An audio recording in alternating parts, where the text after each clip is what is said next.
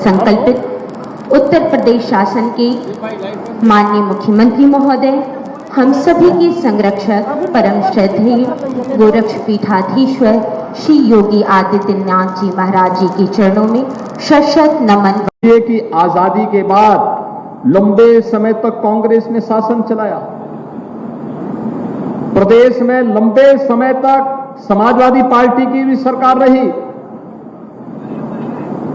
Bahujan Samaj party की भी सरकार रही। इन लोगों ने, कांग्रेस ने गरीबी हटाओ का नारा दिया, लेकिन किसी गरीब की गरीबी नहीं हटाई।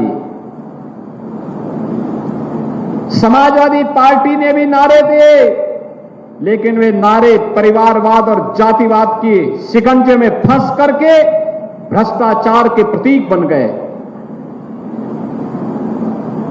और बहुजन समाजवादी पार्टी में हाथी का पेट इतना बड़ा था कि कुछ पूरा प्रदेश ही उसमें समा जा रहा था। और कारण था इन्हीं भ्रष्टाचार के कारण, इन्हीं परिवारवादी लोगों ने, इन्हीं जातिवादी लोगों ने आपको शासन की योजनाओं से वंचित रखा। गरीब को न शौचालय दिया, गरीब को न आवास दिया, गरीब को न रसोई गैस का सिलेंडर दिया, गरीब को न राशन दिया, गरीब को न स्वास्थ्य बीमा का कवर ही दिया, और किसी भी योजना का लाभ किसी भी गरीब को नहीं लेने दिया।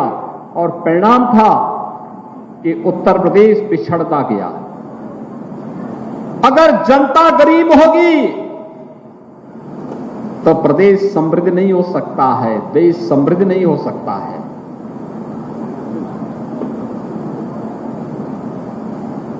लोग बोलते थे इस बात को, उत्तर प्रदेश संसाधनों से अमीर है, लेकिन सरकारों की कुनीति के कारण, कुशासन के कारण यहां की जनता गरीब है। और आज भाइयों बहनों, दुनिया कहती है उत्तर प्रदेश अब बीमारू राज्य की श्रेणी से उभर चुका है। पिछले 9 वर्ष के अंदर जितनी योजनाएं देश के अंदर आई, अगर ईमानदारी के साथ पहले 2.5 वर्ष के अंदर समाजवादी पार्टी की सरकार ने उन योजनाओं को लागू करने का प्रयास किया होता, प्रदेश की प्रगति होती, गरीब का कल्याण होता, उनके चेहरे पर खुशहाली होती और उत्तर प्रदेश बीमारू राज्य की श्रेणी से उभरता, यहां की प्रति व्यक्ति इनकम बढ़ती। उन्होंने किसानों का शोषण किया, उन्होंने व्यवसायियों का शोषण किया, उन्होंने युवाओं के साथ अन्याय किया और उन्होंने महिलाओं की सुरक्षा को खतरे में डालने का काम भी किया। यहां से ज्यादा कौन समझ सकता है? ये जो सीजन है बरसात का,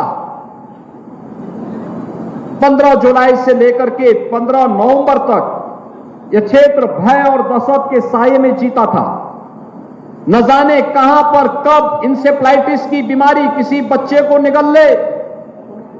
आज मैं कह सकता हूं, इंसेफ्लाइटिस को हम लोगों ने नियंत्रित किया है, पूरी तरह नियंत्रित किया है। इंसेफ्लाइटिस का संपूर्ण समाधान की घोषणा होनी बाकी है, बाकी उसका समाधान किया जा चुका है। पूरी तरह उन्मूलन की दिशा में घोषणा होनी मात्र बाकी है। और भाइयों बहनों, इंसेफ्लाइटिस 40 वर्षों में 50,000 से अधिक बच्चों को निगल चुकी थी इस क्षेत्र में, लेकिन डबल इंजन की सरकार ने प्रधानमंत्री मोदी जी के नेतृत्व में आज इंसेफ्लाइटिस को समूल नाश कर दिया, समाप्त कर दिया। आज यहां का बच्चा भी अब कह सकता है, सर्दी हो या गर्मी, बरसात हो या बसंत, उसका कोई बीमारी बाल बांका नहीं कर सकती है, क्योंकि गोरखपुर में एम्स और बीआरडी मेडिकल कॉलेज जैसे संस्थान अब हैं।